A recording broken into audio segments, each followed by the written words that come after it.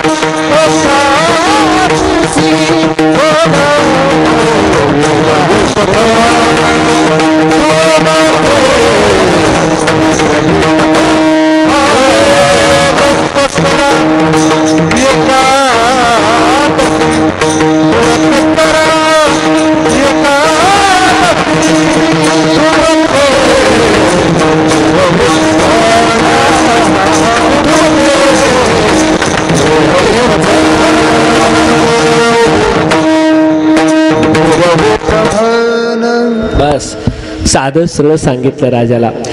राजाकडे निरोप पाठवलाय. आवाज नीट करा दादा. राजेशनी सांगा कंठी मिरवा तुळशी, व्रत करा एकादशी. पण हे धन नको, त्यांना म्हणावं तुमचे रवित धन ते मज मृत्यू के समान, आम्हाला ते मातीसारखं आहे असा निरोप तुकोबारायानं शिवबाराजांच्या मावळ्यांच्या हाती शिवबाराजांना पाठवलाय. आणि तो नजराना विनम्रपणे नाकारलाय. नकोय घ्यायचं असतं तर आम्ही वाटलं कशाला असतं. तो तसाच नजराना परत. काय अपेक्षा करावी दुसरी तुकोबारायानं? दुसरी तुकोबारायानं फक्त एक अपेक्षा केली, मनवा हरीचे दास तुका मने मज ही आस. मला दुसरी आसच नाही. तुमचे रवित धन ते मज मृत्यू के समान. विठोबा रखुमाई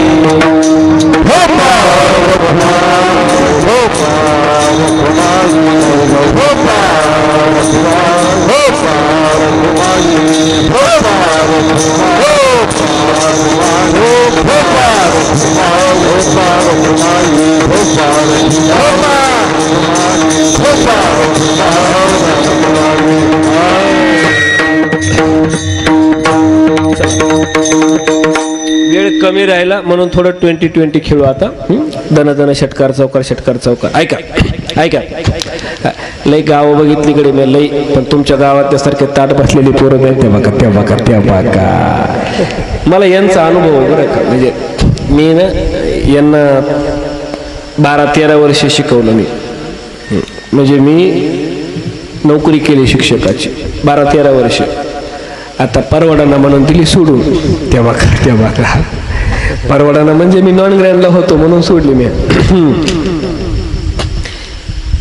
मी एकदा सहल नेली ती सहल 5वीच्या वर्गातले पोरांची. ते असं शेतात गेलो डोंगरात जेवायला आणि सकाळीच पोरांना सांगितलं. पोरांना म्हणलं सकाळी 7लाच यायचं बरं का डबा घेऊन.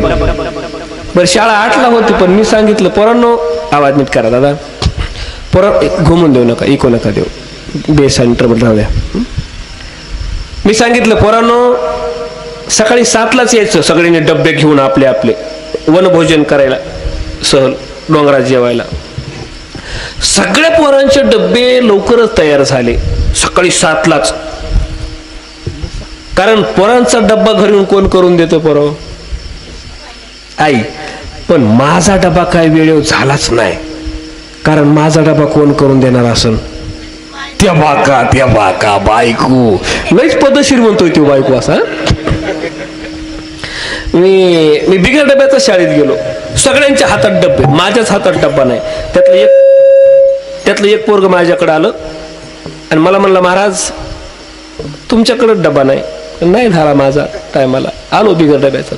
चला म्हणला मी देतो माझा डबा खायला.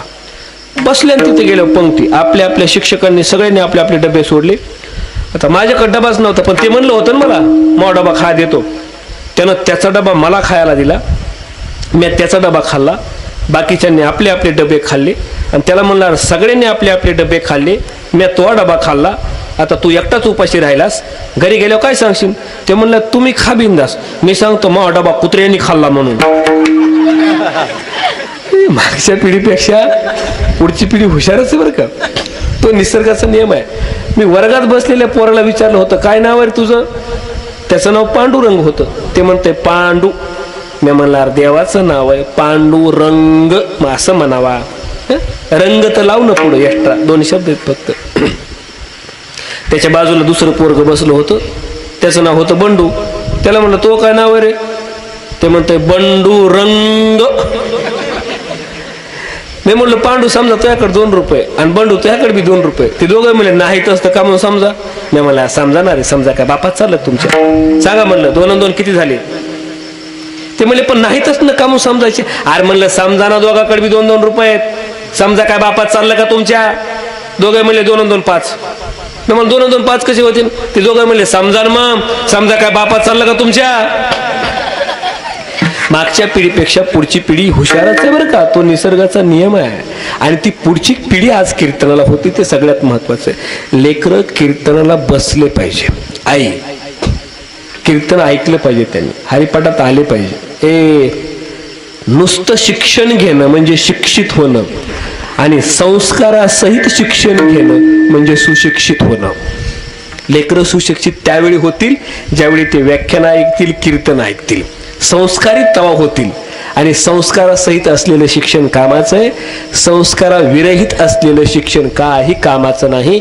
लय मोठ्या शिकलेल्या अवलादी बापाला आईला सांभाळत नाहीत. बरेचसे शिकलेले लोक गावाकडे सुद्धा यायला तयार नाहीत.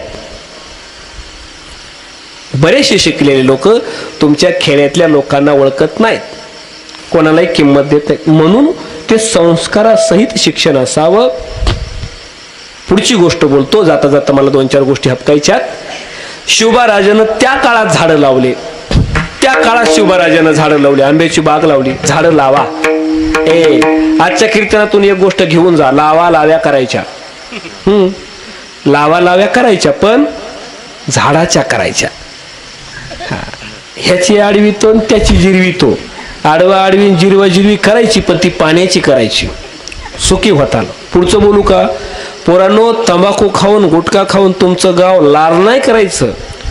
तंबाखू खाऊन तुमचं गाव, तंबाखू खाऊन गुटखा खाऊन तुमचं गाव लाल करण्यापेक्षा पोरांनो एकत्र या आणि तुमचं गाव झाडं लावून हिरवंगार करा. होतं ते, तुम्ही ठरवलं ना तर होतं. माणसानं किमान स्वतःला जाळायला पुरतील एवढे लाकडं निघतील, तेवढे तरी झाड लावून जगवले पाहिजे स्वतःच. जर तुम्ही झाडं जगवले नाही तर कालांतरानं तुमच्यावर एवढी बिकट परिस्थिती येणार आहे. ऑक्सिजन लेवल राहणार नाही. ऑक्सिजन लेवल राहणार नाही. खूप वाईट अवस्था होणार आहे. ऑक्सिजन लेवल, आता ऑक्सिजन लेवल बिघडी होती ना कोरोनाच्या काळात. ऑक्सिजन घ्यावा लागला बऱ्याच लोकांना. हे आता प्रत्येक वर्षी 4 वर्षाला 2 वर्षाला एकदा ही आपत्ती येऊ शकते. असं झाडं जर तोडले तर काही काळानं 5 वर्षातून एकदा ऑक्सिजन लेवल करावं लागेल. असेच जर झाडं तोडत राहिलो तर काही काळानं वर्षातून एकदा तरी ऑक्सिजन लेवल करावं लागेल. असेच जर झाडं तोडत राहिलो काही काळ, तर काही काळानंतर महिन्यातून एकदा तरी ऑक्सिजन लेवल करावं लागेल. असेच जर झाडं तोडत राहिलो तर काही काळानं आठवड्यातून एकदा तरी ऑक्सिजन लेवल करावं लागेल. काही काळानं आणखीन प्रत्येक दिवशी सकाळी सकाळी ऑक्सिजन लेवल करावं लागेल. मग दिवसभराचे कामं होतील, नाहीतर लेवल बिघडून जाईल. आणखीन काही काळानं त्या ऑक्सिजनचं टाकी पाठीवर ठेवावं लागल, ते तोंडाला पंपावर जाणे ऑक्सिजन भरणे, पंपावर जाणे ऑक्सिजन भरणे, ही परिस्थिती आपल्यावर येऊ नये म्हणून झाडं लावा. खरं सांगा बाबा, तुमच्या काळात पाणी विकल असं कधी वाटलं का? तुम्ही ज्यावेळी असे होते लहान, पाणी विकल अशी कल्पना तरी केली का कधी? आता पाणी विकतं, पाणी ऑक्सिजन विकत घ्यावा लागेल अशी आज कल्पनाही तुम्ही करत नाहीत, पण सातत्यानं ऑक्सिजन विकत घ्यावा लागेल. कमी पडते, कुठेही बसा गरमी आहे, कुठेही बसा गरम लागतंय. याचं कारण आहे झाडांची संख्या कमी आहे. जरा पश्चिम महाराष्ट्राकडे जावा, एवढी गरमी नाही तिकडे. बघा का आपण वाळवंट केलंय, मराठवाड्याचं वाळवंट झाडं तोडून तोडून. आणि म्हणून आज तरी जागे व्हा, झाडं लावा, झाडं जगवून दा. असंच म्हणलो मी, झाडं लावा झाडं लावा. एका कार्यकर्त्यांना लावले, ते मला महाराज तुम्ही म्हणला झाडं लावा झाडं लावा, आणि पोलिसांना मारलं. बघा मला कशात लावले, ते मला गांजाचे. एका माणसानं एक तरी झाड लावून जगून दाखवलं पाहिजे. ती काळाची गरज आहे. मी का बोलतोय बरं, नुसतं बोलत नाही. मी माझ्या गावात लावले, अजून काही गावात लावले, अजून काही गावात. तुम्ही मला हक्कानं बोला, महाराज गावात झाडं लावायचे ठरलेत, आम्ही सगळे पोरं आलोत, 1500 रुपये केलेत, मी सुद्धा तुम्हाला काही झाडं लावायला पैसे देतो. हो, मी बऱ्याच गावात दिले. तुम्ही फक्त म्हणायचं तुमच्याकडून एवढी अपेक्षा आहे, तेवढे पैसे मी तुम्हाला फोन पेला टाकून देतो. पण हिरवगार करा. आई, शेवटची विनंती, लेकरांना पुस्तक वाचायला द्या. ते फाटक्या चडीवर राहू द्या, काही फरक पडत नाही, त्यांनी पुस्तक वाचले पाहिजे. पुस्तकानं मस्तक सुधारतं, आणि सुधारलेलं मस्तक कधीच कोणापुढे नतमस्तक होत नाही. वाचाल तरच या जगात टिकाल, अथवा बेभाव विकाल.